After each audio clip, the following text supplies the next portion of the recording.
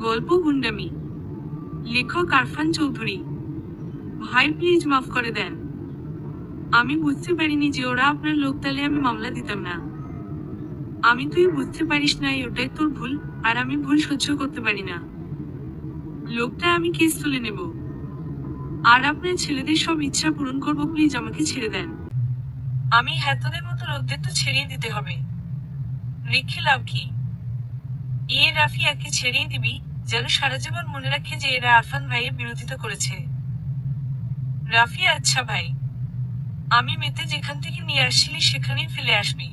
রাফি আচ্ছা ভাই, আমি সেখান থেকে চলে আসলাম। আমি হলাম আরফান। সবাই আমাকে জমের মতো ভয় পায়। আমাকে ভয় না পেলেও আমার যে পাওয়ার তাকে ভয় পায়। কারণ এই অঞ্চলের সমস্ত খারাপ কাজকর্মের মাথা হলাম আমি। যত প্রকার ডুপ্লিকেট ব্যবসা আছে সবকিছু আমার দ্বারাই হয়। এক কথায় আমি হলাম এই শহরের মাস্তান, গুন্ডা। আমি একটু আগে সেই লোকটাকে মারলাম কারণ সে আমার ছেলেদের খারাপ কাজে প্রতিবাদ করেছিল। আমি আমার বাসায় চলে আসলাম। একটু পর রাফি এসে বলল, রাফি ভাই কাজ হয়ে গেছে। আমি ভালো। তুই আমার একমাত্র ছেলে যে আমার মনের মতো। রাফি ভাই আমাদের টিমের রাজুকে মেরেছে। শুনেই মাথায় রক্ত উঠে গেল। আমি কার এত বড় শাস্তি যে আরফানের লোককে মারে কে সে? রাফি ভাই মামুনের বোনকে রাজু ভালোবাসে, তাই রাজু মেরেছে মামুন। আমি মামুনকে কোথায় পাবো আমি বল? রাফি কালকে ও অফিসে যাবে 8টার সময়। আমাকে 8টার আগে বলে দিস। আমি ব্যবস্থা নেব। আমার লোকের গায়ে হাত।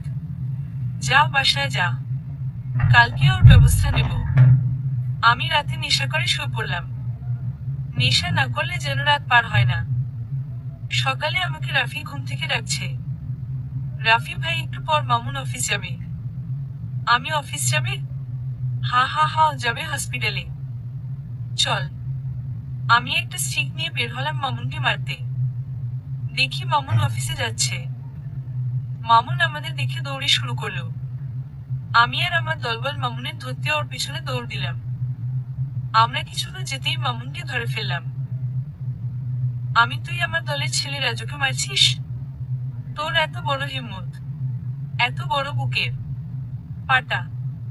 মামুন তোর দলের লোক, রাজু যে তোর মতো মাস্তান, সে আমার বোনের সাথে লাইন মারে। কত বড় সাহস! তুই বোধহয় আমাকে চিনিস না। তোর বোনকে রাজুর সাথে বিয়ে দিস না, না হলে তোর ছবিতে মালা ঝুলিয়ে দেব। মামুন, আমি তোর মতো পথের মাস্তানকে ভয় পাই না। আমি তোর নামে মামলা দিব। আমি এখনই ভয় পাবি। আমি স্টিকটা দিয়ে মামুনের গায়ে একটা বাড়ি দিলাম, আর পায়ে একটা বাড়ি দিলাম। মামুনের পায়ে বাড়ি দিতেই বসে পড়ল। আমি হাত দিয়ে মামুনকে মারতে লাগলাম। তখন পেছনে থেকে কেউ বলতে লাগলো, আপনি এভাবে একটা লোককে মারছেন কেন? কি দোষ করেছে?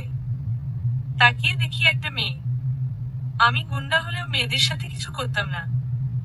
মেয়েটা কি দোষ করেছে? ওকে এভাবে মারছেন কেন? আর আপনার বুকে কোনো মায়া দয়া নেই, এভাবে একটা লোককে মারছেন।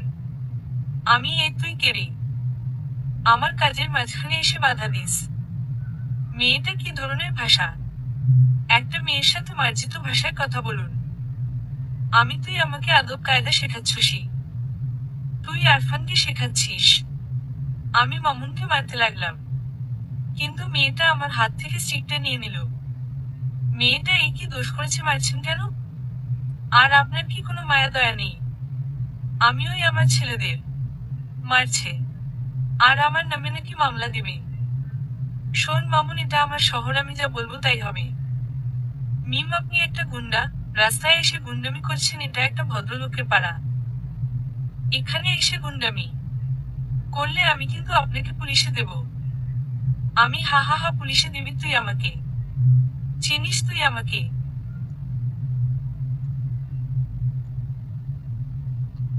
আপনার মতো গুন্ডাকে চেনার দরকার নেই। আপনাদের মতো গুন্ডাকে কারণে আজ আমাদের সমাজের এই অবস্থা। এখান থেকে আমি তোর ভাষণ শুনতে আসি নাই, আমি আসছি প্রতিশোধ নিতে। মিমোর গায়ের একটা হাত দিয়ে দেখেন, আমি আপনার ফাঁসিতে ঝুলাবো।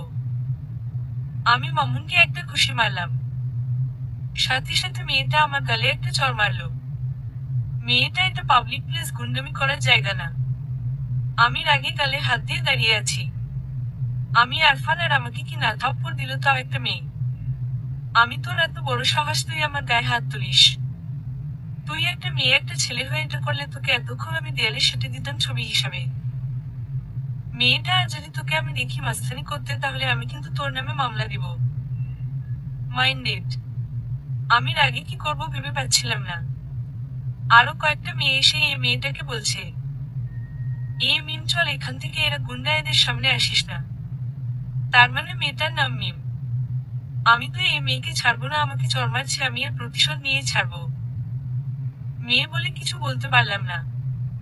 একটু ঠান্ডা মাথায় ভেবে এর প্রতিশোধ নিয়ে নেব। কিছু লোক এসে মামুনকে নিয়ে গেল। রাফি ভাই বাসায় চলেন। আমি রাফি খোঁজ নিয়ে এই মেয়ে, আমি একে দেখে নেব, আমাকে মারছে। আমার গায়ে হাত তুলেছে। রাফি, আচ্ছা ভাই। আমি একটা সিগারেট ধরিয়ে টানতে টানতে আমার বাসায় আসলাম। কয়েক ঘন্টা পর রাফি আসলো। রাফি ভাই, খবর আনছি। আমি কি বল? রাফি ভাই, মেয়েটার নাম মিম, এই শহরে থাকে, ওরা দুই বোন। বাবা একটা কোম্পানিতে চাকরি করে, এবার ইন্টার সেকেন্ড ইয়ারে পড়ে। আমি, আচ্ছা আমি দেখছি, আমাকে থাপ্পড় মারা। রাফি ভাই, মেয়েটার হাত পা ভেঙে দেব? আমি না, তোদের কিছু করতে হবে না, আমি দেখছি কি করা যায়। আমি ভাবতে লাগলাম কি করা যায়, আমার রাগে মাথা কাজ করছে না। আমাকে থাপ্পড় মারছে, ওর কি শিক্ষা দেওয়া যায় যাতে সারা জীবন মনে থাকে আমাকে থাপ্পড় দেওয়ার কথা? আচ্ছা, ওকে তুলে এনে আটকে রাখবো কি? আমি ওকে তুলে নিয়ে আসি, এর একটা চরম শিক্ষা ওকে দেব। আমি মিমকে তুলে এনে বিয়ে করে নেব, আর আমাকে থাপ্পড় দেওয়ার প্রতিশোধ নেব। আমাকে তো চেনে না, আমি যে কতটা ভয়ঙ্কর তা মিমকে বুঝিয়ে দেব। আমি মিমকে কিডন্যাপ করব। আমি বিকালে একটা শপিং মলে চাঁদা নিতে গেছি, কিন্তু চাঁদা দেবে না বলে ঝামেলা করছে, তাই আমি সেই মলের মালিককে মারতে লাগলাম। কিন্তু পেছনে থেকে কেউ বলে উঠল, তুই আবার গুন্ডামি করছিস? তাকিয়ে দেখি মিম। এত মেঘ না চাইতেন জল। মিম, তুই আবার এখানে এসে মাস্তানি করছিস? মিম অমন তুলে আমার সাথে কথা বলতে লাগলো। আমি তোর খুব সাহস, আমি তোর সাহস ভেঙে দেব। মিম, কি করবি তুই আমার? আমি দেখ। এটা বলেই মিমের ব্যাগ আর ফোনটা নিয়ে চলে আসতে লাগলাম। মিম আমার পিছু নিল। আমার গাড়ির পাশে আসতেই আমি মিমের মুখ চেপে গাড়িতে তুললাম। মিম খুব চিৎকার করতে লাগলো আর লাফালাফি। আমি মিমের মুখে স্প্রে দিয়ে অজ্ঞান করে নিলাম। আমি মিমকে কিডন্যাপ করে নিয়ে যাচ্ছি। আমি মিমকে কিডন্যাপ করে গাড়িতে তুলে নিলাম। মিমকে অজ্ঞান করে নিয়েছি। আমি মিমকে কিডন্যাপ করে আমার বাসায় নিয়ে আসলাম। মিম জ্ঞান হারিয়ে আছে, ওরে আমি আমার খাটে হেলান দিয়ে বসিয়ে দিলাম। আমি একটা বালতিতে পানি এনে মিমের মুখে ছুঁড়ে মারলাম। পানি দেওয়ার সাথে সাথে মিমের জ্ঞান ফিরে আসলো। মিম রীতিমতো ভয় পেয়ে গেছে। মিম, আমি কোথায়? এটা কোন জায়গা? আমি, তুই আমার বাসায়, এটা আমার রাজ্য। মিম, আমাকে এখানে আনা হয়েছে কেন? আমি, তুই এখনই বুঝতে পারবি। আমার গায়ে হাত তুলে তুই যে কত বড় ভুল করেছিস, সেই ভুলের মাসুল দিতে হবে। হ্যাঁ, মাসুল দিতে হবে তোকে। মিম, প্লিজ আমাকে যেতে দিন। আমি আম্মুর কাছে যাব। আমি ভুলে যা তুই ওদের। আমাকে আঘাত করার ফল তোকে ভোগ করতে হবে। মিম, প্লিজ আমাকে ক্ষমা করে দিন। আমি আম্মুর কাছে যাব। আমি যাবি, তবে এখন না, যেদিন আমি বলবো তখন। মিম উঠে দৌড়ে চলে যেতে লাগলো। আমি মিমকে ধরে দুইটা থাপ্পড় দিলাম। একটা রশ্মি দিয়ে মিমকে খাটের সাথে বেঁধে ফেললাম। মিম প্রচন্ড ভয় পেয়ে গেল এবং কান্না করতে লাগলো। মিম, প্লিজ আমাকে ছেড়ে দিন। আমি আম্মুর কাছে যাব। মিমটা প্রচন্ড কথা বলছে, তাই আমি ওর মুখটা টেপ দিয়ে আটকে দিলাম। একটু পর রাফি আসলো। রাফি ভাই, সব নিয়ে আসছি। আমি, কাজী কোথায়? রাফি ভাই, উপরে আছে। আমি, আচ্ছা এর শাড়িটা দিই, আর ছকিনা চাচিকে পাঠিয়ে দে, ওর শাড়িটা পরিয়ে নববধূ হিসাবে সাজিয়ে দিই। রাফি, আচ্ছা। আমি মিমের মুখ থেকে পটিটা তুলে দিলাম। ও প্রচন্ড হাঁপাচ্ছে। মিম, আমাকে শাড়ি পরাবে কেন? আমি, আজ তোর বিয়ে। আমার সাথে আমাকে থাপ্পড় মারার শাস্তি। মিম প্লিজ আমাকে ছেড়ে দিন, আমি এ বিয়ে করব না। আমি বাসায় যাব। কান্না করে। আমি চুপ একটা কথা নয়, তুই চুপচাপ বিয়ে করবি। আর যদি রাজি না থাকিস তাহলে তোর বাবা মা আর ছোট বোন আমার হাতে টাকা। মিম আপনি ওদের কিছু করবেন না। আর আমি আপনার কাছে অনুরোধ করছি, প্লিজ জাজ আমাকে ছেড়ে দিন, আমি বাসায় যাব। আমি রাফিয়াকে তৈরি করে উপরে নিয়ে আয়। আমি বাহিরে আছি। আমি বাহিরে দাঁড়িয়ে আছি। একটু পর মিমকে কোণে সাজিয়ে তোলা হলো। আমি মিমকে টেনে হিঁচড়ে নিয়ে গেলাম। আমি মিমকে শক্ত করে চেপে ধরে বসিয়ে রাখছি। কাজী আসলো বিয়ে পড়ানোর জন্য। মিমকে আমি জোরপূর্বক বিয়ে করে নিলাম। কাজী বিয়ে পড়াতে চাইছিল না, কিন্তু আমার ভয়ে বিয়েটা পড়ানো হলো। মিম এখন আমার স্ত্রী। আমি ওতে বুঝিয়ে দেব আরফান দিয়ে থাপ্পড় মারার জন্য কতটা মাসুল দিতে হয়। মিমকে বাসর ঘরে আটকে রাখা হয়েছে। দরজা লক করে মিমকে আটকে রাখছি। এখন রাত 9টা বাজে। আমি বাহিরের বেকনিতে দাঁড়িয়ে সিগারেট টানছি আর পান করছি। আর ভাবছি কিভাবে এর প্রতিশোধ নেব। আমার কাজে বাধা দিচ্ছে আর আমার গায়ে হাত তুলেছে। যেখানে গোটা শহর আমায় ভয় পায়, আর সেখানে একটা মেয়ে আমাকে থাপ্পড় মারছে। এটার থেকে বড় লজ্জাজনক বিষয় আর কি আছে। আমি 9টা 30-এর দিকে বাসর ঘরে প্রবেশ করলাম। মিম আমাকে দেখে ভয় পেল। মিম আমার কাছে আসবেন না, তাহলে কিন্তু আমি আপনাকে ছাড়বো না। আমি হা হা হা, তুই আমাকে ছাড়বি না? কি করবি তুই আমার? আমি তোকে এমন হাল করবো, তুই সারা জীবন মনে রাখবো যে আরফানকে থাপ্পড় মারার জন্য কতটা ভোগান্তিতে পড়তে হয়। আমি এক পা করে মিমের দিকে এগিয়ে যেতে লাগলাম। মিম তাড়াতাড়ি টেবিল থেকে একটা ছোট ফল কাটা চাকু হাতে নিয়ে আমার দিকে তাক করে। মিম আমার দিকে এগোবেন না, আমি কিন্তু এটা দিয়ে আপনাকে আঘাত করব। প্লিজ যেতে দিন।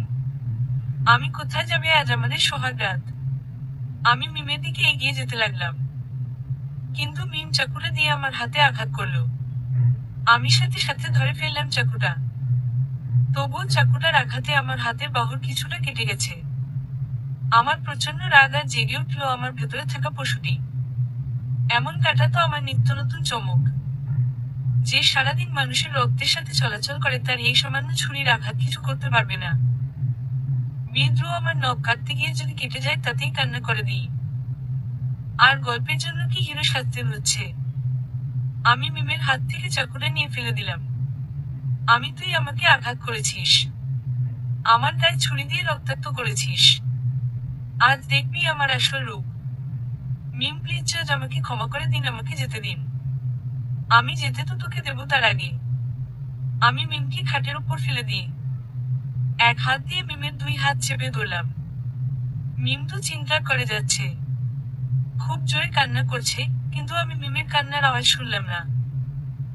আমি মিমের ইচ্ছার বিরুদ্ধে তার উপর নিজের অধিকার আদায় করে নিতে ব্যস্ত হয়ে পড়লাম। আমি মিমের উপর নিজের পুরুষত্ব ফলালাম। আমি মিমের ইচ্ছার বাহিরে মিমের দেহটাকে হিংস্র হায়নার মতো ভোগ করে নিলাম।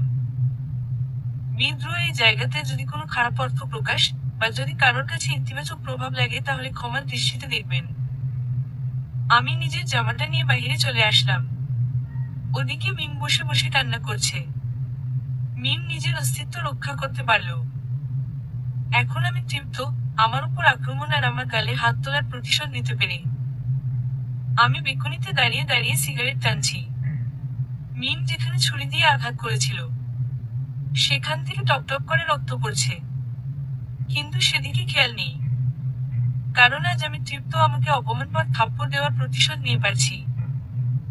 আমার সমস্ত গায়ে মিমের নখ লেগে দাগ হয়ে গেছে। আমি সারা রাত বেকনিতে কাটিয়ে দিলাম। সকালে রুমে গিয়ে দেখি মিম গুটিসুটি মেরে শুয়ে আছে। আমার রাতের কথা মনে নেই। রাতে আমি যে কি করছি তার কোনো কিছুই আমার মনে নেই। রাতে আমি নিজের উপর নিজেকেই কোনো কন্ট্রোল করতে পারি নাই। রাতে মনে আসছে শুধু প্রতিশোধের কথা। আমার আবার রাগ হলো। আমি সোজা গিয়ে মিমের চুলের মুঠি ধরে টেনে তুললাম। ঘুম চোখে বেচারা মিম প্রচন্ড ভয় পেল। এটা তোর বাসা না যে তুই সারা রাত ঘুমিয়ে থাকবি। যা গিয়ে কাজ কর। মিম প্লিজ আমাকে যেতে দিন, আমি আম্মুর কাছে যাব। আমার আম্মুর কাছে যেতে ইচ্ছে করছে। আমি বিয়ে করেছি, তুই এখন আমার বউ, আর আমার কথা শুনে চলতে হবে। তোকে আমি আমার দাসী বানিয়ে রাখবো। মিম প্লিজ জাজ, আমাকে ছেড়ে দিন, আমি আম্মুর কাছে যাব। আমি চুপপ, একটাও কথা নয়। আর তোকে তো আমি যেতে দেব না। মিম কেন, আপনার তো ভোগ করা হয়ে গেছে। তো কিসের জন্য আমাকে আটকে রাখছেন? আমি ছাড়ছি না। তুই আমাকে থাপ্পড় মেরেছিস পাবলিক প্লেসে। মিম, তার জন্য আপনি আমার সবকিছু কেড়ে নিলেন। আমার জীবনটাই শেষ করে দিলেন। কান্না করে রাফি দৌড়ে এসে, রাফি ভাই, সর্বনাশ হয়ে গেছে। এই মেয়ের আব্বু অনেকটা পুলিশ আর আমাদের শত্রুদের নিয়ে আমাদের দিকে আসছে। আমি চাপ নিস না, যেভাবেই আসছে সেভাবেই চলে যাবে। মিম, আমার আব্বু চলে আসছে এবার। আমাকে নয়, জাহান্নাম থেকে নিয়ে যাবে আর আপনাকে ফাঁসিতে ঝোলাবে। আমার সাথে টক্কর দেওয়ার মতো কেউ নেই। তুই আমাকে বাঁচাবি। মিম, কখনো না। আমি আপনার মতো একতা ধর্ষকের ফাঁসি চাইব। আমি হা হা হা, তুই তোর আব্বুকে বলবি যে তুই আমার সাথে তোর নিজের ইচ্ছাতে বিয়ে করেছিস। মিম, কখনোই তা বলবো না। আপনি আমাকে জোর করে তুলে এনে বিয়ে করে আমাকে ধর্ষণ করেছেন। তুই তোর ছোট বোনকে খুব ভালোবাসিস। সে কিন্তু স্কুলে গেছে এবং বাসায় যাবে। তুই আমার কথা শুনলে তাই বাসায় যাবে, আর যদি কথা নয় শুনিস তাহলে কোথায় যাবে আমিও জানি না। মিম প্লিজ জাজ, আমার বোন মিষ্টির কোনো ক্ষতি করবেন না। তাহলে আমার কথা মতো বলবি। আর তোর বাবাকে বলে যেতে বলবি, তাহলেই আমার শালিকা বাসায় যেতে পারবে। হা হা হা হা হা। আহমেদ শরীফ মার্কা হাসি। একটু পর মিমের আব্বু আমার বাসায় আসলো। এসেই আমার জামার কলার চেপে ধরেছেন। আমি মিমের আব্বুর দিকে তাকিয়ে হা করে আছি। এ কি মিমের আব্বু? তার মানে মইনুল আঙ্কেল হলো মিমের আব্বু। আর মিমে কি তাহলে আমার সেই ছোটবেলার আঙ্কেল? জানোয়ার, তুই আমার মেয়েকে কেন কিডন্যাপ করলি? আমি তো হা করে মইনুল আঙ্কেলের দিকে তাকিয়ে আছি। আজ কত বছর পর তাকে দেখছি। আঙ্কেল ছাড়, পুলিশকে একে গ্রেফতার করে নিয়ে আমার মেয়েকে কিডন্যাপ করেছে। কিন্তু মিম আমার ব্ল্যাকমেইলের জন্য মিথ্যা কথা বলল। মিম না, আব্বু আমাকে কিডন্যাপ করেনি, আমি নিজের ইচ্ছাতে আসি আর আমি একে বিয়ে করেছি। তুমি এখান থেকে চলে যাও। মিমের কথা শুনে মইনুল আঙ্কেল অনেকটা আকাশ থেকে পড়ার মতো অবস্থা। তিনি হা করে মিমের দিকে তাকিয়ে আছে। আঙ্কেল মারে, তুই কি বলছিস? তোর মাথা ঠিক আছে তো? মিম, হ্যাঁ ঠিক আছে। তুমি চলে যাও এখান থেকে। পুলিশ দেখুন ছাড়, আপনার মেয়ের প্রাপ্ত বয়স্ক, সে তার নিজের জীবন সঙ্গী নিজে বেছে নিতে পারে। এতে আপনার কথা আমরা শুনতে পারবো না। আঙ্কেল মারে, কেন করলি তুই এটা? মিম প্লিজ চলে যাও। আমার সামনে থেকে কান্না করে মইনুল আঙ্কেল আর পুলিশরা চলে গেল। মিম বসে বসে কান্না করছে, চিন্তার দিকে কাঁদছে। মিম, কেন করলেন আপনি? এখন আমার আর আমার আব্বুর মধ্যে কেন সম্পর্ক নষ্ট করে দিলেন? আব্বু আমাকে ভুল বুঝবে। তাতে আমার কি? তোকে আমি কোথাও যেতে দেব না। সারা জীবন আটকে রাখবো। মিম, আমি তো আপনার কথা মতো মিথ্যা বললাম। এখন আমাকে ছেড়ে দিন। আর আমার বোনকে কিছু করবেন না। আমি সোজা গিয়ে মিমকে শক্ত করে জড়িয়ে ধরলাম। আমি কালকে মিমকে নেশায় ছুঁয়েছি, আর আজকে মিমকে জড়িয়ে ধরে আছি। নিজের অতৃপ্ত বুক বহুদিন যাকে পাইনি তাকে আজ জড়িয়ে ধরে আছি। খুব শক্ত করে জড়িয়ে ধরে আছি। মিম ছাড়ানোর চেষ্টা করতে লাগলো, কিন্তু পেরে উঠছে না। আমি মিমকে ছেড়ে দিয়ে কপালে পরম আদর আর এতদিনে জমিয়ে রাখা ভালোবাসা দিয়ে একটা চুমু দিলাম। মিম আমাকে সাথে সাথে অনেকগুলো থাপ্পড় মারলেন। মিম, কালকে সারা রাত আমাকে ভোগ করলি, আবার এখনো তোর শরীরে ক্ষুধা আছে? আমি মিমকে পাল্টা থাপ্পড় মারতে গিয়ে হাতটা যেন মিমের গায়ে দিতে পারছি না। চোখের সামনে কিছু স্মৃতি ভেসে আসছে। আমি হাতটা নামিয়ে নিলাম। আমি কোনো কথা না বলে মিমকে রুমে আটকে রেখে চলে আসলাম। মিমকে এমন রুমে আটকে রাখছি যে সেখান থেকে চলে যাওয়া বা সুইসাইড কথা কোনোটাই সম্ভব নয়। আমি ঠিকানা নিয়ে মিষ্টি স্কুলের সামনে গেলাম। দেখি মিষ্টি আসছে। আমি মিষ্টির সামনে গিয়ে, তুমি কি মিষ্টি? মিষ্টি, হ্যাঁ। কিন্তু কেন? কি হয়েছে? মিষ্টি কত বড় হয়ে গেছে। আমার সাথে এক জায়গাতে একটু যাবে? প্লিজ জাজ। আমি তোমার কাছে হাত জোড় করছি। মিষ্টি কোথায় আর আপনি কে বলুন তো? আমি সব পরে বলবো, প্লিজ চলো। আমি তোমার কাছে হাত জোড় করছি। মিষ্টি আচ্ছা চলুন। মিষ্টি আমার গাড়িতে বসলো। আমি একটা রেস্তোরাঁ থেকে কিছু খাবার কিনলাম। খানা কিনে সোজা আমার বাসায় চলে আসলাম। মিষ্টি এটা কোথায়? আর আমাকে কেন নিয়ে আসছেন? আমি কোনো কথা না বলে মিষ্টিকে মিমের রুমে নিয়ে গেলাম। মিম রুমের মধ্যে হাঁটু ভাঁজ করে বসে বসে কান্না করছে। মিষ্টি আপু। মিম মিষ্টিকে দেখে দৌড়ে মিষ্টিকে জড়িয়ে ধরল।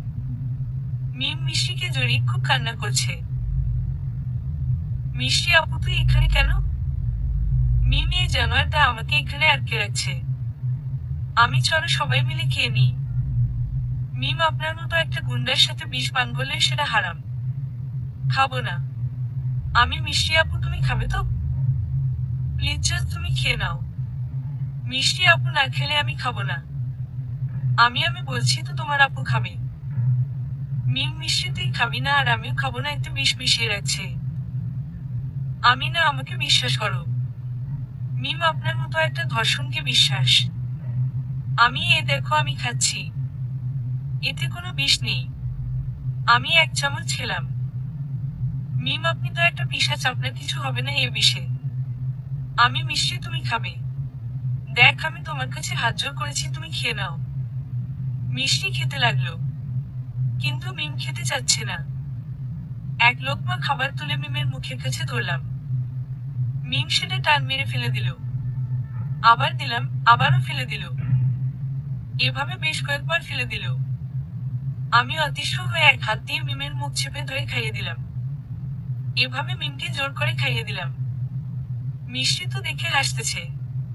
মিষ্টি ভাইয়া আপনি খাবেন না? আমি না, ক্ষুধা নেই। মিষ্টি আপুকে এত ভালোবাসেন যে খাইয়ে দিতে হলো। আমি আসলে সে কাল রাত থেকে খাইনি। আমি মিষ্টি চলো তোমাকে বাসায় দিয়ে আসি। তা না হলে বাসায় চিন্তা করবে। আমি মিমকে আবার রুমে আটকে রেখে মিষ্টিকে বাসায় আগ পর্যন্ত এগিয়ে দিয়ে আসলাম। আমি তো মিমের উপর প্রতিশোধ নিতে চাইছিলাম, কিন্তু এটা কি হতে গেল। আমি বাসায় আসার পর দেখি মিষ্টি রুমে বসে কান্না করছে। মিম আমাকে দেখে ভয় পেয়ে গেল। আমি মিমের দিকে এগিয়ে যেতেই মিম একটা পেপার ওয়েট ছুঁড়ে মারলো। আমি সরে যেতে গিয়ে আবার সেই ক্ষতস্থানে আঘাত লাগলো, যেখানে কাল রাতে মিম ছুরি দিয়ে আঘাত করেছিল। কোনো প্রকার চিকিৎসা না করার কারণে আবার রক্ত আসছে। রক্তে আমার পুরো হাত ভিজে গেছে। সাদা গেঞ্জির হাতা রক্ত লাল হয়ে গেল। কিন্তু আমার কোনো আপত্তি নেই। এত আমার নৃত্য। দিনের কাটা। যে সারাদিন মারপিট আর গুন্ডামি করে তার কাছে এই সামান্য ক্ষত তো যদি নগণ্য। মিম রক্ত দেখে বিচলিত হয়ে গেল। মিম আপনার মতো একটা ধর্ষকের রক্ত মাটিতে পড়ে মাটি অপবিত্র হয়ে যাবে। তাড়াতাড়ি চেপে বেঁধে ফেলুন। হা হা হা, মিমের সেই উপস্থিত বুদ্ধি তো কমেনি। আমি পড়ুক। আর এটা মাটি না, আমার বাসা, এটা আমার রাজ্য। মিম প্লিজ জাজ আমাকে যেতে দিন। আমি কেন? তুমি কোথায় যাবে দীপানিতা? মিম আমার দিকে অবাক হয়ে তাকিয়ে রইল। দীপানিতার কথা শুনি। মিম কি আপনি? আমি আরফান। আরফান আমার নাম। এই শহরে এক ডাকে চেনি। মিম হুম একটা ধর্ষক।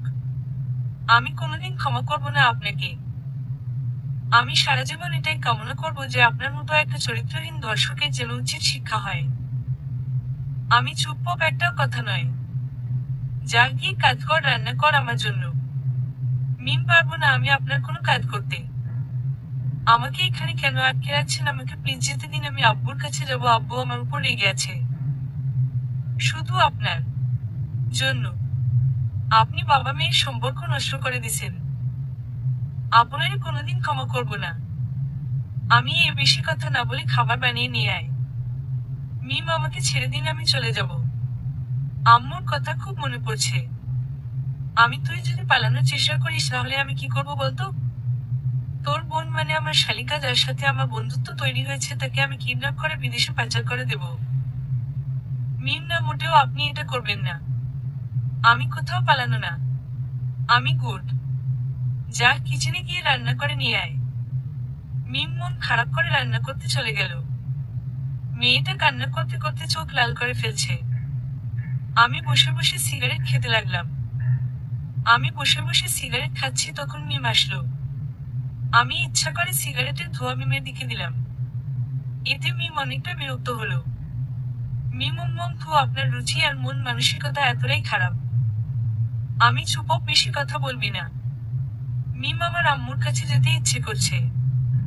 প্লিজ আমাকে একটু আম্মুর কাছে নিয়ে চলুন। আমি আম্মু খুব ভালোবাসার একটা বস্তু। আম্মু যার তুলনায় এই পৃথিবীতে কেউ নেই।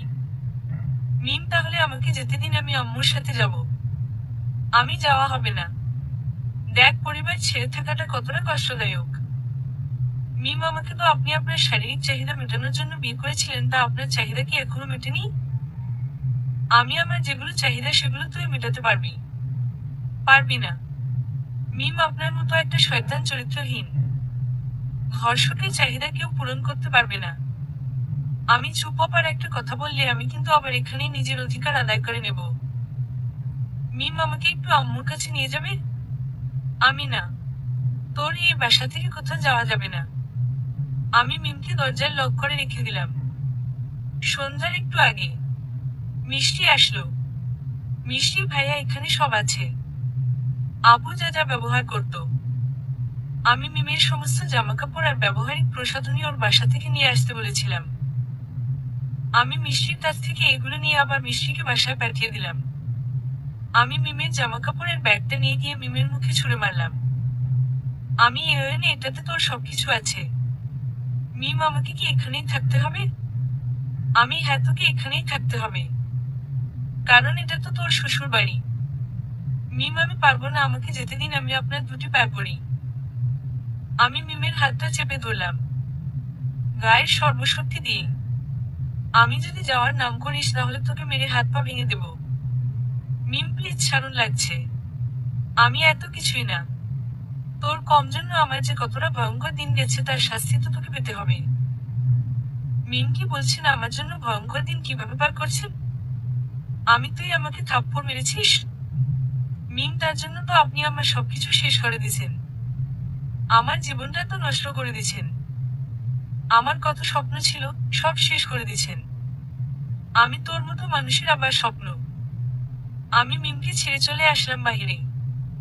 আচ্ছা, আমার অত স্বপ্ন ছিল আমি আমার বাবা মার সাথে থাকবো, তাদের সাথে সুখী সংসার করব, আনন্দ উল্লাস করে শান্তিতে জীবন যাপন করব। কত আশা ছিল, কিন্তু আজ আমি একা, তাদের কাছে আমি মৃত। আমাকে তারা এখন ঘৃণা করে। জানি না তারা কেমন আছে, আমাকে মনে রেখেছে নাকি ভুলে গেছে। এসব কথা ভাবতে ভাবতে সন্ধ্যা পেরিয়ে রাত হয়ে গেছে। আজকে কেন জানি না তাদের কথাগুলো খুব মনে পড়ছে। আজ নিজের অজান্তেই চোখে জল চলে আসলো। আজ বেশ কয়েক বছর পর আবার চোখে পানি আসছে। আমি রুমে গেলাম, দেখি মিম বসে বসে কান্না করছে। আমি নেকা কান্না বাদ দে। মিম, প্লিজ আজ আমাকে যেতে দিন, আমি আম্মুর কাছে যাব। আমি আম্মু কাছে যাবি? কিন্তু আমি কার কাছে যাব বল? তোর তো আছে আর আমার তো থেকে নেই। মিম, মানে আপনার আম্মু কোথায়? আমি জানি না, আর আমি তাদের কাছে মৃত। মিম, কি বলছেন আপনি? আমি তোর অত শুনে লাভ নেই। আর বেশি প্রশ্ন করিস কেন? আমি যা খেতে দে। চল খেতে চল। মিম, পারবো না। আপনার মতো একটা ধর্ষকের সাথে আমি খেয়ে পারবো না। আমি বিষ খাবো, তবুও আপনার সাথে খাবো না। আচ্ছা, দেখা যাক।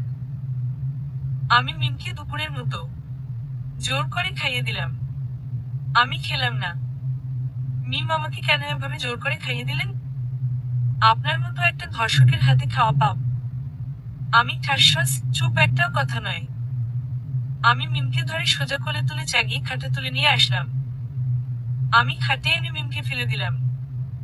মিম, প্লিজ সরে যান আমার থেকে। আমি চুপ, একটাও কথা বলবি না। আমি আস্তে আস্তে মিমের দিকে এগোতে থাকলাম। মিম ভয় পেয়ে চোখ বুজে আছে। কান্না করে ফেলছে মেয়েটা। হাত পা গুটিসুটি মেরে চোখ বুজে ভয় কাবু হয়ে আছে। আমি এগিয়ে না গিয়ে মিমের দিকে তাকিয়ে তার ভয় পাওয়া চেহারা দেখতে লাগলাম। আমি ওর দিকে ওভাবেই তাকিয়ে রইলাম। এর আগে যখন মিম ভয় পেত তখন সে ঠিক এভাবে থাকতো। আর আমি কাছে গেলে সে আমাকে জড়িয়ে ধরে বলতো, আরফান খুব ভয় করছে, প্লিজ আমাকে আগলে ধর। আমাকে জড়িয়ে ধরে আমি থাকতে পারছি না। আর এখন মিম আমাকেই ভয় পাচ্ছে। একেই বলে নিয়তি। কিছু করার নেই, তোর জন্য আজ আমি গুন্ডা নাম পেয়েছি। তোকে তো তোর পাপের শাস্তি পেতে হবে। আমি এভাবে আছিস কেন? মিম প্লিজ আপনি সরুন আমার কাছ থেকে। আমি আরো মিমের দিকে এগিয়ে গেলাম। আমি মিমের মুখটা 2 হাতে জড়িয়ে ধরে একটা চুমু দিলাম। মিম আমাকে ছাড়িয়ে নেওয়ার চেষ্টা করতে লাগলো। এতে আমার রাগ বেড়ে গেল। আমি মিমকে শক্ত করে জড়িয়ে ধরে শুয়ে রইলাম। মিম আমার বুকের উপর শুয়ে নিজেকে ছাড়িয়ে নেওয়ার চেষ্টা করতে লাগলো। কিন্তু প্রতিবারের মতোই বিফল হলো। মিম ধস্তাধস্তি করে হাঁফিয়ে উঠল। সে আমার বুকে শুয়ে পড়ল। মিম আমার বুকে শুয়ে হাঁফাতে লাগলো। মিমের গরম নিঃশ্বাস আমার বুকে লাগছে, যা আমাকে মিমের প্রতি মোহিত করতে লাগলো। আমি আলতো করে মিমের ঠোঁটে ঠোঁট রাখলাম। মিম চাইলে সরাতে পারছে না। আমি হঠাৎ করে মিমকে ছেড়ে দিয়ে চলে আসলাম বাহিরে। আমার কিছু পুরাতন কথা চোখের সামনে ভেসে আসলো। আমি কাকে স্পর্শ করছি, যার জন্য আমি আজ পিতামাতা থাকতে এতিম, যার জন্য আমি পথে পথে থাকতে আজ গুন্ডা নামে পরিচিত। আমি ছাদে দাঁড়িয়ে সিগারেট খাচ্ছি আর এসব কথা ভাবছি। সারা রাত বেকুনিতে কাটিয়ে দিলাম। আমার কষ্টের সাথে পুড়ে ছাই হলো এক প্যাকেট নিকোটিন, যা আমার কষ্টগুলো চেপে রাখতে সাহায্য করে। সকালে আমি রুমে গিয়ে দেখি মিম শুয়ে আছে। কত সুন্দর ভাবে শুয়ে আছে। কারোরে কষ্ট দিয়ে যে এত শান্তিতে ঘুমাতে পারে আমি আগে জানতাম না। আমি মিমকে ঝাড়ি দিয়ে ঘুম থেকে তুললাম। মিম অনেকটা ভয় পেয়ে, আমি এটা তোর বাসা না যে জমিদারের মতো ঘুমিয়ে কাটাবি, যা গিয়ে ঘরদোর পরিষ্কার কর। আমি বাজার করে নিয়ে আসছি, তুই রান্না করবি। মিম পারবো না আমি রান্না করতে। আমি তুই মুখে মুখে তর্ক করিস বলেই একটা থাপ্পড় দিলাম। আমি তুই আমার সব কথা শুনে চলবি, তা না হলে আমি তোকে মেরে ফেলবো। মিম তাই ফেলুন, আমি আর থাকতে পারছি না।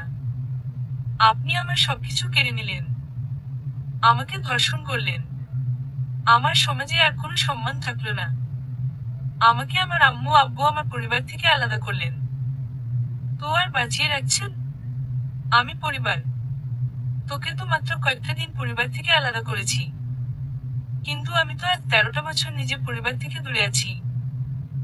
তা আমার বুঝি কষ্ট হয় না? তুই তো ঠিকমতো খাওয়া পাচ্ছিস। আর আমার যখন বয়স 10-12 বছর তখন আমি এই শহরে আসছি। মিম কেন? আমি নিয়তি, এটা আমার ভাগ্য ছিল। আচ্ছা তুই কখনো ক্ষুধার জ্বালা সহ্য করেছিস? জানিস ক্ষুধার জ্বালা কতটা ভয়ানক? মিম আপনি তো আপনার মতো ভিখারি নয় যে ক্ষুধার জ্বালা সহ্য করতে হবে। আমি যে সেটাই তুই বুঝবি না। আচ্ছা আমি তো পারিবারিক শিক্ষায় শিক্ষিত হয়ে একটা মানুষ হতে পারতাম, সমাজের একজন মানুষের মতো মানুষ, কিন্তু আমি আজ সবার চোখে খারাপ। সবাই আমাকে দেখে ভয় পায়। জানিস আমি যখন এই শহরে আসি তখন কোন কিছু চিনতাম না। নতুন আসছি, কেউ তো আর খেতে দেবে না, আর আমি কোনো কাজও পারতাম না। এভাবে একদিন না খেয়ে কাটিয়ে দিলাম। ক্ষুধার জ্বালাই অজ্ঞান হয়ে গেলাম। হয়েছিস কখনো অজ্ঞান খিদের জ্বালাই? মিম কাজ করতে পারেননি। আমি আচ্ছা তুই যে বলিস আমি গুন্ডামি করিস, আচ্ছা আমি কি ইচ্ছা করে গুন্ডা হয়েছি? ক্ষুধার জ্বালা সহ্য করতে না পেরে হোটেল রেস্তোরাঁ থেকে খাবার চুরি করতাম। আর তারা তো আমাকে ছেড়ে দিবে না, তারা আমাকে মারতো। আর নিজেকে বাঁচানোর জন্য আমি আজ এই গুন্ডামি করি। আমিও তো চাই ভালো হতে, কিন্তু পারি না। অতি তো আমাকে কুড়ে কুড়ে খায়। এত লোক মারা যায়, আমি যদি যেতাম তাহলে এই নরক যন্ত্রণা থেকে মুক্তি পেতাম। এসব কথা বলতে বলতে চোখে পানি চলে এসেছে। আমি মিমের দিকে তাকিয়ে দেখি মিম আমার দিকে তাকিয়ে আছে আর তার চোখে পানি। আমি কিরে তুই কাঁদছিস কেন? মিম আপনাকে দেখে বোঝা যায় না যে আপনার ভেতরে এত কষ্ট। এতটা কষ্ট নিয়ে কেউ বেঁচে আছে? আমি যা আমার সামনে থেকে আমাকে একটু একা থাকতে দিন। কিন্তু মিম আমার সামনে এসে বসলো। মিম চাইলেই কিন্তু সবকিছু কিন্তু ঠিক করা যায়। আর আপনি চাইলে কিন্তু ভালো হতে পারেন। আমি চাই না ভালো হতে, আমি প্রতিশোধ নিতে চাই যাদের জন্য আজ আমি এখানে এই খারাপ পথে আসছি, আমি তাদেরকে শেষ করে দেব। মিম কারা সে? আমি সময় হক, তাই জানতে পারবি। আমি সেখান থেকে চলে আসলাম। একটু পর মিম আমার সামনে আসলো, হাতে একটা খাবারের প্লেট। মিম, খেয়ে নিন। এটা শুনে আমি তো রীতিমতো অবাক হয়ে গেছি। মিম হা করে তাকিয়ে আছেন কেন? নিন, খেয়ে নিন। আমি না খাবো না, যা এখান থেকে, আমার ক্ষুধা নেই। মিম, রাতে খাননি, খেয়ে নিন। তুই আমাকে খেতে দিচ্ছিস? হঠাৎ মিম জানেন আমারও কিছু স্বপ্ন ছিল, যে আমি এমন কাউকে ভালোবাসবো যে সে কষ্ট আর অবহেলা পেয়ে তার হৃদয়টা চুরমার হয়ে যাবে। আমি তাকে আবার নিজের মতো করে সাজিয়ে নেব। আমার সেই প্রিয় মানুষটার হবে আমার নিজের মতো করে সাজানো। আমি হয়তো আমার এখানে কেন আসছিস? মিম, আপনি কাল রাতে তো খাননি, তাই নিয়ে আসলাম। খেয়ে নিন। আমি ওই যা এখান থেকে, আমি একবার বললাম তো খাবো না। কিন্তু আচমকা মিম এক লোকমা খাবার তুলে আমার মুখের সামনে ধরল। মিম, নিন, খেয়ে নিন। আমি বললাম না, খাবো না। মিম, আমি খাইয়ে দিচ্ছি। তুই কে যে তুই আমাকে খাইয়ে দিবি? মিম, আমি কে? আপনি আমাকে কেন খাইয়ে দিয়েছিলেন? আর আপনার মতো একটা ধর্ষকের কাছে আমি ঋণ রাখতে চাই না। চলে যা আমার সামনে থেকে। যা, আমি তোকে ছেড়ে দিলাম। মিম, আজ ছেড়ে দিচ্ছেন কেন গে? তো যেতে যেতে দেননি। মিম, ধন্যবাদ, আমি চলে গেলাম। আমি মিমকে যেতে দিলাম কারণ মিম থাকলে আমার পুরাতন স্মৃতি মনে আসবে, আর চাইলেও ওকে কষ্ট দিতে পারবো না। মিম চলে গেলে আমি কিছু ঘুমের ঔষধ খেয়ে ঘুমিয়ে পড়লাম। একই ঘুমে বিকালের ঘুম থেকে উঠে তো অবাক। আমি চোখ মেলে তাকিয়ে দেখি অন্য একটা রুমে। রুমটা চেনা চেনা লাগছে। মাথাটা একটু ছেড়ে দিয়েছে। আমি উঠে দেখতে লাগলাম রুমটা। এটা তো অচেনা কোনো রুম না। এটা হলো আমার সেই চিরচেনা রুমটা, যেখানে আমি ছোট থেকে বড় হয়ে শৈশব পর্যন্ত চলে গেছি। আমি উঠে রুমটা দেখতে লাগলাম। যেমন ছিল তেমনই সবকিছু আছে। কোনো কিছুর পরিবর্তন হয়নি। যেমন ভাবে আমি রেখে গিয়েছিলাম ঠিক তেমনই আছে। শুধু মানুষটাই ছিল না। কিন্তু আজ সেই মানুষটা এখানে কিভাবে আসলো? কিছুক্ষণ পর মিম আসলো। আমি এখানে কেন? মিম, তোর বাসা তো, তুই থাকবি না তো কে থাকবে? এখানে কে নিয়ে এসেছে? মিম, আমি নিয়ে আসছি। আমার রাগ উঠে গেল। জানি না এই রাগটা আসে কোথা থেকে। একটু আগেই আমি সবকিছু দেখছিলাম। এটা আমার রুম, কিন্তু হঠাৎ করে আমার রাগটা বেশি হয়ে গেল। পুরাতন সেই কথাগুলো ভেসে এসে। তুই এখানে কেন নিয়ে আসলি? বলেই মিমকে থাপ্পড় মারতে থাকলাম। বেশ জোরেই মারছি, কিন্তু মিম একভাবে আমার চোখের দিকে তাকিয়ে আছে। বড়ই অদ্ভুত লাগলো। আমি ওকে মারছি আর ও আমার দিকে তাকিয়ে আছে, ওর ব্যথা লাগছে না। আমি কি দেখছি এভাবে? মিম, হঠাৎ করে ছোটবেলার কথা মনে আসলো। যেই ছোটবেলায়, যখন তুই আমার ছিলি, আমার সাথে ঝগড়া করতিস। তুই মাঝে মধ্যে আমাকে মেরে চিমটি দিয়ে পালাতিস। আমি মন খারাপ করে কান্না করতাম। তুই আবার এসে আমার রাগ ভাঙাতিস। কিন্তু আমি আমার সেই মায়ের শোধ তুলে নিতাম ডাবল মেরে। সেই হাতে আমি তোকে বেশি মেরেছি। তুই কি তার বদলা নিচ্ছিস? কিন্তু আমি তো এত জোরে মারতাম না। তুই কেন মারছিস? জানিস খুব ব্যথা লেগেছে। কথাগুলো মিম বলল, তখন দেখি ওর চোখ দিয়ে পানি চলে আসছে। আম্মু রুমে এসে, আম্মু, জ্বর কমেছে বাবা তোর? আমাকে কেন এখানে নিয়ে আসলেন?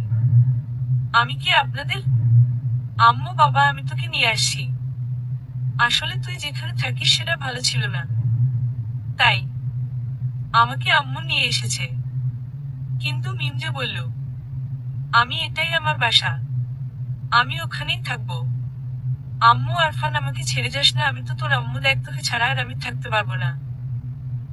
জানিস, তুই চলে যাওয়ার পর আমার খুব কষ্ট হতো। আমি সেদিন ভুল বুঝে তোর সাপোর্ট করি নাই। কিন্তু জানিস তোকে কতটা মিস করেছি। প্রতিদিন রাতে খেতে গিয়ে কান্না আসতো। আমি তোকে না খাইয়ে দিলে তুই তো খাইতিস না। কিন্তু আমি যে তোকে আর খাইয়ে দিতে পারি না। আমাকে আর কষ্ট দিস না। আম্মু কথা শুনে কান্না আটকে রাখতে পারছিলাম না।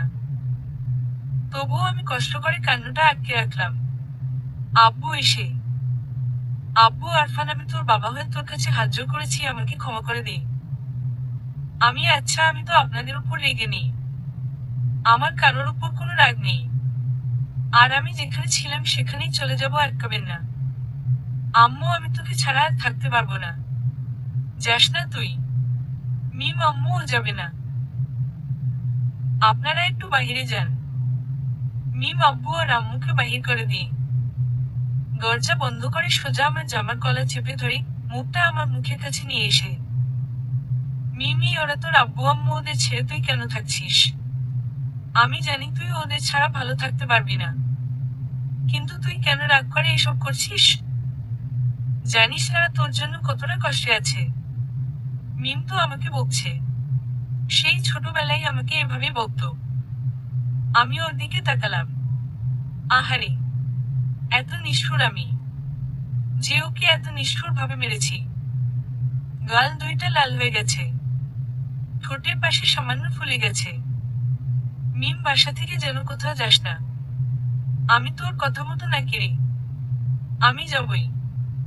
মিম, দেখ, আমার জন্য তো তোকে এই কষ্ট পেতে হচ্ছে বল, তাই বলছি কি আমি চলে যাই। আমি যা আছিস কেন? তোকে কি আমি থাকতে বলছি? মিম, তবে রে, আমাকে বের করে অন্য মেয়ে নিয়ে আসবি বুঝি? শোন, আমি মারিয়া তাবাচ্ছুম মিম বলে দিলাম। এই বাসা থেকে না যাবো আমি, না যাবি তুই, সবাই একসাথে থাকবো। আম্মু রান্না করছে, চল একসাথে খাবো। মিম আমাকে টেনে নিয়ে গিয়ে খাওয়ার টেবিলে বসালো। কেন জানি না বাধা দিলে মন চাইল না। টেবিলে বসে দেখি আমার সব পছন্দের আইটেম রান্না করা। মিমি, এবার যদি বলিস আমি খাবো না, তো বিশ্বাস কর আমি কিন্তু তোর হাত ভেঙে দেব। আম্মু, আরফান, জানিস আমি সবকিছু তোর জন্য রান্না করেছি। আমি কি তোকে একটু খাইয়ে দেব? মিম ওরে আবার জিজ্ঞেস করছেন, দেন খাইয়ে দেখিও কি বলেন। আমি খাবো না বললাম তো। মিমি, তুই কেন খাবি না রে? তোর অসুবিধা কি? আরফান, প্লিজ এখন অন্তত রাগ করিস না, আরে সবাই একসাথে খাই। আম্মু আমাকে খাইয়ে দেওয়ার জন্য এক লোকমা খাবার তুলে দিল। আমি আর কোনো বাধা দিলাম না। আমাকে আম্মু খাইয়ে দিতে লাগলো। আজ কতটা বছর পর আম্মুর হাতে রান্না, তাও আম্মুর হাতে খাচ্ছি। কিন্তু খাবারে তো ঝাল হয়নি, তো মিম কেন শেষ হচ্ছে? মিমের চোখ লাল হয়ে গেছে। আম্মু, কিরে তোর কি হয়েছে?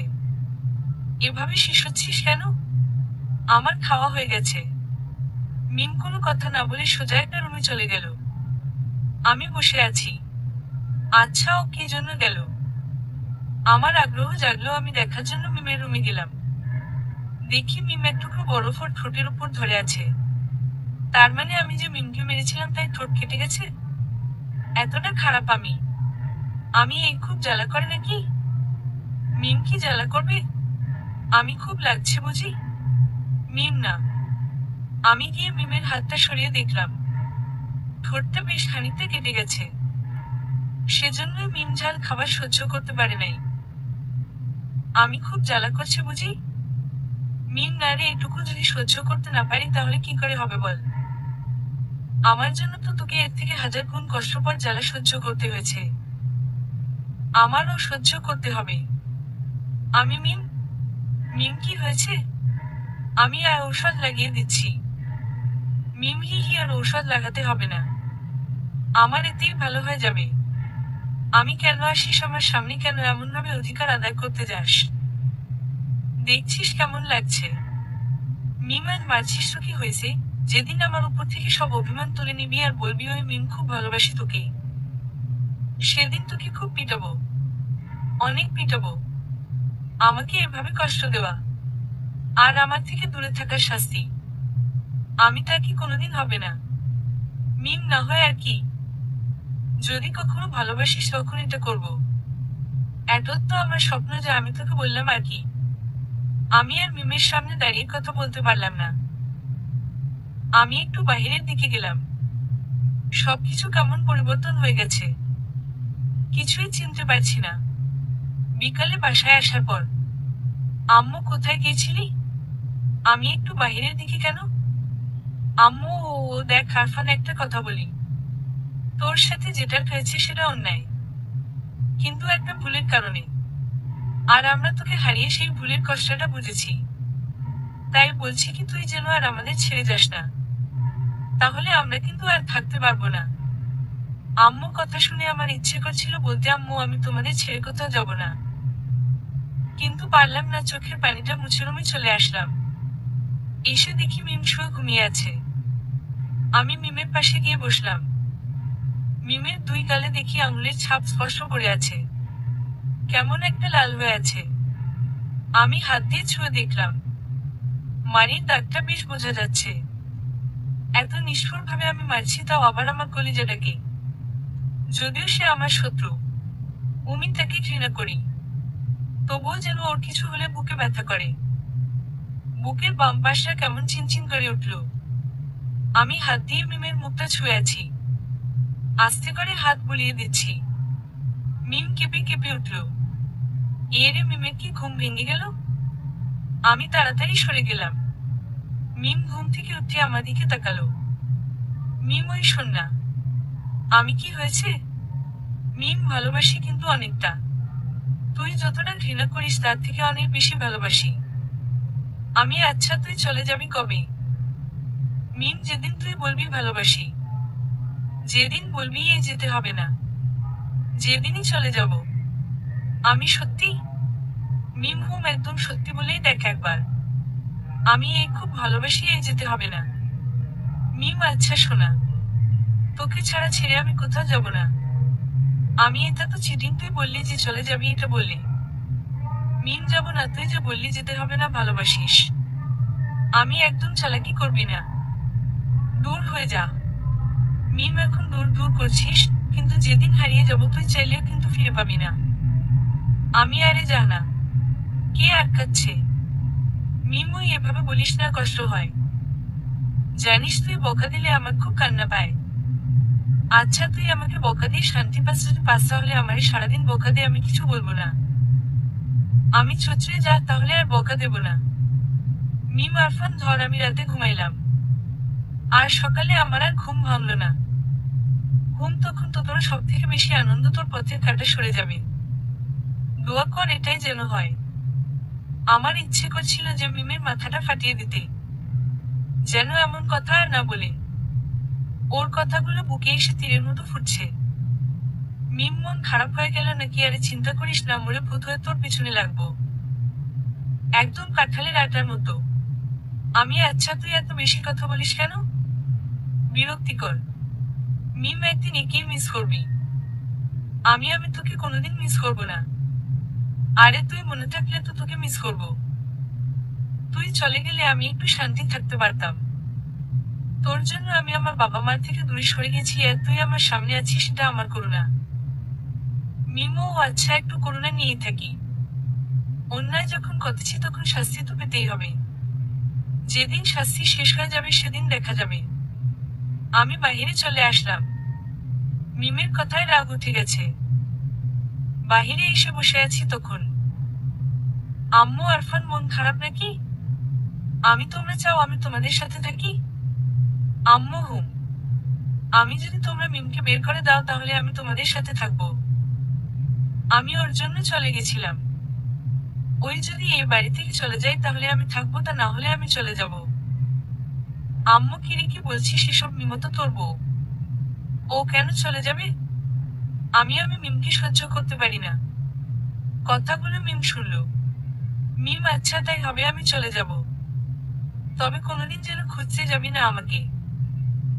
আমার কোনো ইচ্ছে নেই তোকে খুঁজতে যাওয়ার। মিম, ভালো থাকিস, আমি চলে যাব। আমি এখনই যা।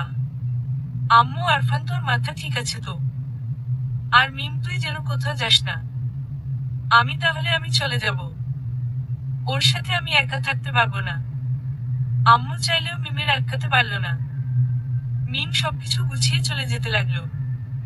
কিন্তু মিম চলে না গিয়ে আচমকা এটা কি করলো? মিম তার সবকিছু গুছিয়ে চলে যেতে লাগলো। আম্মু তো মিমকে আটকাতে চাচ্ছে। আমি রুমে এসে বসে আছি। হঠাৎ দেখি মিম আমার রুমে চলে আসলো। এসেই আমাকে জড়িয়ে ধরলো।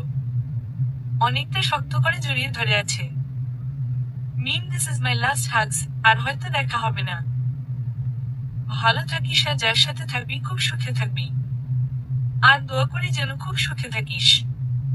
আচ্ছা আমি চলে গেলাম। আমাকে ছেড়ে আমার কপালে একটা চুমু দিয়ে চলে গেল। আম্মু মিমকে আটকানোর চেষ্টা করেও ব্যর্থ। মিম তার ব্যাগটা নিয়ে চলে গেল। আম্মু আরফান মিম চলে যাচ্ছে, ওকে আটকা। ওকে যেতে দিস না। আমি যে যাওয়ার যেত যাবেই। তাকে আটকানোর আমি কে? আমি সোজা গিয়ে রুমে শুয়ে পড়লাম। মিম চলে যাওয়ায় আমিও বেজার আছি। কিন্তু ওর উপর রাগটা আমার একটু বেশিই হয়েছে, তাই আর আমি আটকালাম না। যে যাওয়ায় সে যাক। ও যদি আমার ভাগ্যে থাকে তাহলে ফিরে পাবো। আর যদি না থাকলে তাহলে যাক। আমি ছাদে দাঁড়িয়ে আছি। আজ কত বছর পর সেই চিরচেনা গ্রামে আসছি। আমি বিকালে গ্রামটা ঘুরে দেখতে গেলাম। আমি নদীর পাশ দিয়ে হেঁটে চলেছি। সন্ধ্যায় বাসায় আসলাম। আম্মু আরফান, তুই এমন নিষ্ঠুর হতে গেলি কিভাবে? আমি অল্প শোকে কাতর আর অধিক শোকে পাথর। আমার মনটা পাথর হয়ে গেছে। যার জন্য কেউ থাকুক আর নাই থাকুক আমার কোনো আপত্তি নেই। আম্মু মিমি তোকে কতটা ভালোবাসতো সেটা যদি তুই জানতিস তাহলে আর এসব কথা বলতিস না। ওরে গিয়ে নিয়ে আসতিস। আমি এখনো মিম মিম করছো। ওর জন্য আমি চলে গিয়েছিলাম। আর ওর নাম কেন করছো? ওর ওই বিষাক্ত নাম আমি শুনতে চাই না। প্লিজ ওর নাম আমার সামনে বলো না। আমি গিয়ে রুমে শুয়ে পড়লাম। ভাবছি আমার অতীত নিয়ে। কি ছিলাম আর কি হয়ে গেছি। আর ভবিষ্যতে কি হবে। মিমকে ফিরে আসবে। কত আদুরে ছিলাম। আর একটা মেয়ে সব শেষ করে দিছে। আমি তো আগে শুধু মিমের সাথে মারপিট করতাম। আর আমার নামে কত মিথ্যে কথা বানিয়ে বানিয়ে বলতো, ও তো জানতো না যে এটা হবে, তাহলে হয়তো বলতো না। আমি রাতে ঘুমালাম। তবে ঘুমানোর আগে পর্যন্ত মিমের কথাই মনে আসলো। জানি না কেন। আমি ওরে ভুলে থাকতে চাচ্ছি। সকালে ঘুম চোখে মিমকে ডাকলাম। মিম, আমার ফোনটা কোথায় রে? তুই নিয়েছিস নাকি? কিন্তু মিম কোনো উত্তর দিল না। দেবী কিভাবে মিমতো নেই? আমি ভুল করে বলেছি। আম্মু উত্তর দিল। আম্মু, কেন ডাকছিস ওকে? বের করে দিয়ে আবার ওকেই কেন ডাকছিস?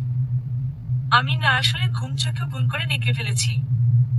আম্মু, কাউকে হারানোর ব্যথা যদি তুই অনুভব করতে পারতিস তাহলে আর বেয়েও হারাতিস না। আমি প্লিজ আম্মু, সকালে ওর কথা আমার সামনে নিয়ে এসো না। আমি সকালে হালকা নাস্তা খেতে ছাদে গেলাম। আমার নজর পড়ল স্টোররুমে। আমি স্টোররুমে গেলাম। গিয়েই চোখ আটকে গেল টিনের বাক্সের দিকে। কত চেনা এই বাক্সটা। কিন্তু বাক্সের ওপর খুব ধুলা। আমি বাক্সটা খুললাম। এর ভেতরে আমার ছোটবেলার সেই কত স্মৃতি। হি হি হি, মিমের সেই পুতুলটা, যাকে আমি খুব করেছিলাম। মানে চাকু দিয়ে ছিন্ন ভিন্ন করেছিলাম। মিম প্রচুর কান্না করেছিল এটার জন্য। আবার নতুন পুতুল কিনে দিতে হয়েছিল। সেই পুতুলটা এখনো আছে। কতই না সুন্দর ছিল সেই দিনগুলো। আমি পুতুলটা সাইডে রাখলাম। একই সেই ঘন্টাটা যে এখনো আছে। ঘন্টাটা হাতে নিতেই মনে পড়ে গেল, মিম যখন ঘুমাতো আমি দুষ্টুমি করে ওর ঘুম নষ্ট করার জন্য এটা ওর কানের কাছে বাজাইতাম। কিন্তু আর ঘন্টা পেয়েছি মিমকে হারিয়ে। টিনের বাক্সের ভেতর সব থেকে বেশি আছে সেটা হলো স্মৃতি আর ভালোবাসা। আমি বাঁশিটা মুখে নিয়ে বাজালাম। ইচ্ছে করছে ফিরে যাই সেই ছেলেবেলায়। আমি বাক্সের সবকিছু আবার গুছিয়ে রাখলাম। আমি বাহিরে আসতেই যাব তখন নজর গেল ছাতাটার দিকে। এটা এখনো আছে। ছাতাটা মিম আমাকে কিনে দিয়েছিল নিজের টিফিনে টাকা বাঁচিয়ে। কতটা ভালোবাসা মেখে আছে এই ছাতাটায়। ওসব দেখতে দেখতে দুপুর হয়ে গেল। আমি গোছল করে চুল আঁচড়াতে যাওয়ার সময় নজরে গেল টেবিলে রাখা একটা ডায়েরিতে। এটা তো মিমের ডায়েরি। আমি খুলে পড়তে লাগলাম। এটা আমার বিয়ের পর থেকে। আজ আমার বিয়ে হলো একটা অচেনা গুন্ডার সাথে। আরফান, আমি যে তোকে ভালোবাসি। একটু পর আমার বর আমার রুমে আসলো। সে আমাকে জোরপূর্বক ধর্ষণ করছে। আমি কিছুই করতে পারলাম না। পরের পৃষ্ঠায়। এই গুন্ডা ছেলেটা কেমন অদ্ভুত। ওর চাহনিটা পরিচিতি, জানি না ওকে, তবে ওর স্পর্শে প্রিয়ের কারোর গন্ধ পেলাম। পরের পৃষ্ঠায়, এই ছেলেটা খারাপ হয়েছে তো পরিবেশের কারণে। একই কষ্ট দিয়ে পাথর বানানো হয়েছে। পরের পৃষ্ঠা, আরে এই গুন্ডা ছেলেটা আর কেউ নয়। আমার ভালোবাসা, আমার স্বপ্ন, আমার বেঁচে থাকার অবলম্বন, আমার স্বামী আরফান, যাকে আমি হারিয়ে পাগলের মতো ভালোবাসি। আমি জানি না আরফান আমাকে এখন কতটা ভালোবাসে, কিন্তু আমি সেই ছোটবেলাতে যেমনটা ভালোবাসলাম ঠিক ততটাই ভালোবাসি, না তার থেকে হাজারো গুণ বেশি ভালোবাসি। আমি জানি আমার আরফানটা আমাকে অনেক খুব ভালোবাসে, শুধু তার উপর যে একটা ছলনা করে ফাঁসানো হয়েছে তার জন্য আমাকে অবহেলা করছে। কিন্তু আমি জানি আরফান আমাকে একদিন বুকে টেনে নিয়ে বলবে, এই মিমার ভয় করিস না, আমি আছি তোর সাথে। আমি এখন শুধু সেই দিনের অপেক্ষায় থাকব। পরের পৃষ্ঠায়, আজ আরফান আমাকে মেরেছে অনেকগুলো। খুব ব্যথা পাইছি, কিন্তু ব্যথাটা চলে যাবে, কষ্টটা থেকে যাবে। ও আমাকে এতটা নিষ্ঠুর ভাবে মারতে পারলো। ওর মনটা কি এতটাই পাথর হয়ে গেছে? আমাকে কেন এভাবে মারলো? কেন এত কষ্ট দিচ্ছে? আপনজনের অবহেলা যে খুব কষ্টদায়ক। আমি সহ্য করতে পারছি না, মরে যেতে ইচ্ছে করছে। পরের পৃষ্ঠায়, আজ আরফান চলে যেতে বলছে। আমি ওর কাছে বোঝা হয়ে আছি, আর চাই না কারোর কাছে বোঝা হয়ে থাকতে। আমি চলে যাব আরফানের জীবন থেকে, অনেকটা দূরে, এতটা দূরে যাব যে ও যেন আমাকে আর না পায়। আমি সাব্বিরের জন্য সবসময় দোয়া করব যাতে ও যেন ওর বাবা মার সাথে খুব সুখে থাকতে পারে। আমি চলে যাচ্ছি, কারণ আমার জন্য আরফান ওর পরিবার থেকে 13 বছর হারিয়ে ফেলেছে। আরফান রে, ভালো থাকিস, তোর সাথে আমার থাকা হলো না। খুব আশা ছিল তোর সাথে সারাটা জীবন কাটিয়ে দেব, কিন্তু আমার ভাগ্যে তুই যে নেই। খুব ভালোবাসতাম আমি তোকে, কিন্তু আজ চলে গেলাম। আচ্ছা, যদি কখনো শুনিস আমি নামক কেউ এই পৃথিবীতে নেই, তাহলে প্লিজ কষ্ট পাস না, আরো খুশি হস। ইতি। হতভাগী। ডায়েরিটা পড়ে চোখে পানি চলে আসলো। মেয়েটা আমাকে এত ভালোবাসে আর আমি তাকে এভাবে তাড়িয়ে দিলাম। এটা তো মিমের সাথে বড় ধরনের অন্যায় করা হয়েছে। আর মিমের শেষ কথাগুলো বুকে বাম পাশে ব্যথা দিয়ে গেল। মেয়েটা কোথায় আছে? আমি দৌড়ে নিচে চলে আসলাম। আমি, আম্মু, মিম কোথায় গেছে একটু বলো। আম্মু, জানি না, তুই তো ওকে বের করে দিলি, এখন আবার শুনছিস কেন কোথায় গেছে? আমি ভুল করে ফেলছি। আমি জানতাম না যে মেয়েটা এভাবে কষ্ট পাবে, আর এভাবে চলে যাবে। কোথায় গেছে আম্মু, তোমাকে কি বলে গেছে? আম্মু না। আমি আর এক মুহূর্ত দেরি না করে সোজা গেলাম মিমের বাসার, কিন্তু মিম এখানে যায়নি। আমি আরো বেশ কয়েকটি পরিচিতি জায়গাতে গিয়ে খুঁজলাম, কিন্তু পেলাম না। আমার প্রচন্ড ভয় হতে লাগলো, মিম কোথায় যেতে পারে। ও বলেছিল আমার থেকে অনেক দূরে চলে যাবে, কিন্তু কোথায় যেতে পারে মাথায় কিছুই আসছে না। আমি পুরো শহর খুঁজলাম, কিন্তু মিমকে পেলাম না। সন্ধ্যা হয়ে গেছে। আমি হতাশ হয়ে বাস স্ট্যান্ডে বসে আছি, মাথা নিভু করে। কোথায় যেতে পারে মেয়েটা? ওর নিজের বাবা মাও জানে না কোথায় গেছে। আমি কোথায় খুঁজবো মিমকে? ওর সাথে তো অনেক বড় অন্যায় করেছি। কোথায় যেতে পারে আমার মাথায় আসছে না। আচ্ছা মিম, আমি যেখানে থাকতাম সেখানে যায়নি তো? সব জায়গা তো খুঁজেছি, ওটা দেখে আসি। এখান থেকে বাস ধরে সাতক্ষীরা থেকে যশোর চলে গেলাম, 4 ঘন্টা জার্নি করে। রাত 11টা বেজে গেছে। আম্মু ফোন দিল। আম্মু, কোথায় তুই? আর মিমকে পাইছিস? আমি, না আম্মু, আর মিমকে নিয়ে আমি বাসায় আসবো। আমার সেই বাসায় গেলাম, অন্ধকার হয়ে আছে। আমি আমার রুমে গিয়ে লাইট জ্বালালাম। রুমে আলো আসতেই আমার দেহে যেন প্রাণ খুলে পেলাম। মিম উপর হয়ে শুয়ে কান্না করছে। আমি সোজা গিয়ে মিমকে জড়িয়ে ধরলাম, একদম বুকের সাথে চেপে ধরে আছি, এতটা শক্ত করে ধরেছি যে মিম চেষ্টা করলে যেতে পারবে না। মিমকে জড়িয়ে একটু স্বস্তি পেলাম, কিন্তু মিম স্থির হয়ে অনুভব করছে না। নড়াচড়া করছে। তুই তো আমাকে ভালোবাসিস, তাহলে কেন চলে আসলি? আসলি মিম এখানে কেন আসলো? ছেড়ে দে আমাকে। কে আমি? আমাকে ছাড়। তুই তো আমার সব। তুই আমার কলিজা। মিম ছাড় আমাকে। দেখ, ছেড়ে দে। আমি না ছেড়ে দিয়ে তো সব থেকে বেশি ভুল করেছি, আর করতে চাই না। মিম দেখ, শেষবারের মতো বলছি, ছেড়ে দে। ক্ষমা করে দে, আমি খুব ভুল করেছি। মিম হা হা হা, তুই তো কোনো অন্যায় করিস না, তাহলে কেন ক্ষমা চাইছিস? আমি যদি অপরাধ না করে থাকি তাহলে ছেড়ে চলে আসলি কেন? তুই না আমাকে ভালোবাসিস। আর যে ভালোবাসিস সে তো কখনো ছেড়ে চলে যায় না। তুই কেন চলে আসলি? মিম নেকামি। বালতে, তুই তো শান্তিতে থাকতে চাইছিলি, আমি তোকে ছেড়ে দিয়েছি। আমাকে আবার এসে কেন বিরক্ত করছিস? ছাড় আমাকে। মিম, তুই ফিরে চল। ফিরে আয় আমার জীবনে। দেখ, আমি আর কোনোদিন তোকে কষ্ট দেব না।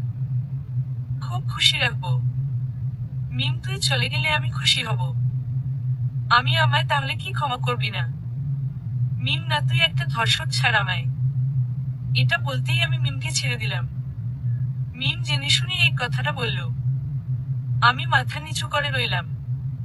মিমকে ছেড়ে দিয়ে আমি সরে গেলাম।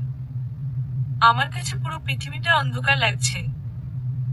ঠিক আছে, ভুল করে ফেলছি। সামান্য করুণা করে ক্ষমা করে দিস। যদিও আমার মতো একটা ধর্ষকের ক্ষমা নেই। ফাঁসি দেওয়া উচিত। আমার সবকিছু অন্ধকার লাগছে। যার জন্য আসলাম সে বলছে ধর্ষক। মরে যেতে ইচ্ছে করছে। মিম, কেন আসছিস সেখানে? আমি তোকে নিতে আর আম্মুকে বলেছিলাম যদি তোকে নিয়ে বাসায় যাব। কিন্তু তা তো হলো না। আর আমি একা বাসায় যাব না। মরে গেলে একটু দেখে আসিস, আর পারলে ক্ষমা করে দিস। কথাটা শেষ করার আগে, মিম, কেন তুই কোথায় যাবি? আমি জানি না কোথায়। তবে কষ্ট আর সহ্য করতে পারছি না। আর খালি হাতে আম্মুর সামনে যাব না। আমার জীবনেই কেন এত কষ্ট? আমাকে পারলে ক্ষমা করিস। মিম, তুই কি বলছিস ক্লিয়ার করে বল। কিছু না। যদি কখনো আমাকে মনে পড়ে তাহলে কষ্ট পাস না যেন। চলে যেতে লাগলাম। পেছনে থেকে মিম আমাকে খুব শক্ত করে জড়িয়ে ধরলেন। মিম, তুই যেখানে যাবি আমিও সেখানে যাব। তোকে ছাড়া আর থাকতে পারবো না। ছাড় আমাকে, আমি যে একটা ধর্ষক। মিম, তুই কাকে ধর্ষণ করেছিলি? তোকে। মিম, হি হি হি, এটা ধর্ষণ বলে না। আমাদের তো বিয়ে হয়েছিল। আর বিয়ের পর স্ত্রী তো তার স্বামীর সম্পদ হয়ে যায়। স্বামী যা ইচ্ছে করতে পারে। ছাড় আমাকে। গুন্ডা, ধর্ষক। মিম, এক কথা আর বারবার বলবি না। তোর মুখ কিন্তু ভেঙে দিব। তোকে ছাড়া এতদিন আছি, আর থাকতে পারবো না। মিম আমাকে ছেড়ে সামনে থেকে আরো শক্ত করে জড়িয়ে ধরে আছে। মিম, জানিস খুব কষ্ট পাইছিলাম। তাই চলে আসছি। ক্ষমা করে দে, আর কোনোদিন কষ্ট দেব না। মিম, পাগল, কষ্ট পাইছি। কিন্তু রাগ করেনি তো, ক্ষমা চাইছিস কেন? চলে আসলে কেন? মিম, আর যাব না না। খুব ভালোবাসি, কিন্তু তুই যতটা ভালোবাসিস ঠিক ততখানি ভালোবাসতে চাই। মিম, আমিও। আর যেন ছেড়ে চলে যাস না। আচ্ছা। মিম, ছাড় আমাকে। কেন? মিম, ছাড়, কিছু হিসাব বাকি। কি হিসাব? মিম, বলছি। তার আগে বাসায় ফোন দিয়ে বল, না হলে সবাই চিন্তা করছে। বাসায় ফোন দিয়ে বলে দিলাম। কি হিসাব? মিম, তুই আমাকে মেরেছিলি, তার হিসাব এখনো বাকি। কড়াই গন্ডায় হিসাব হবে। কেমন? আর তার জন্য ক্ষমা প্রার্থী। মিম, ক্ষমা করতে পারি। আমার কিছু শর্ত আছে। কি সেই শর্ত? মানতে রাজি আছি। মিম, আমাকে খুব ভালোবাসতে হবে। সব কথা শুনে চলতে হবে। কোনো প্রকার নেশা করা যাবে না। বুকে নিয়ে ঘুমাতে হবে। আর প্রচুর আদর করতে হবে। তবে সব সময় না। আর কিছু? মিম, মনে পড়ছে না। পড়লে বলবো। আচ্ছা। কিন্তু আদরটা কখন করব? মিম এখন গলে কিছু বলবো না। আমি কিভাবে আদর করবো একটু শিখিয়ে দেবে গো আমায়? মিম বলে বাবা, শিখিয়ে দিতে হবে। কেন বাবু তুমি পারো না? আমি পারি, তা তুমি একটু শিখিয়ে দাও। মিম আচ্ছা চোখ বন্ধ করো। আমি উন্মন না।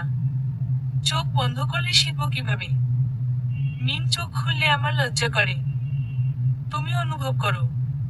আমি যথাজ্ঞা। আমি চোখ বন্ধ করলাম। মিম আমার পায়ের উপর দাঁড়ালো। আসলে একটু খাটো, না আমি একটু বেশি লম্বা?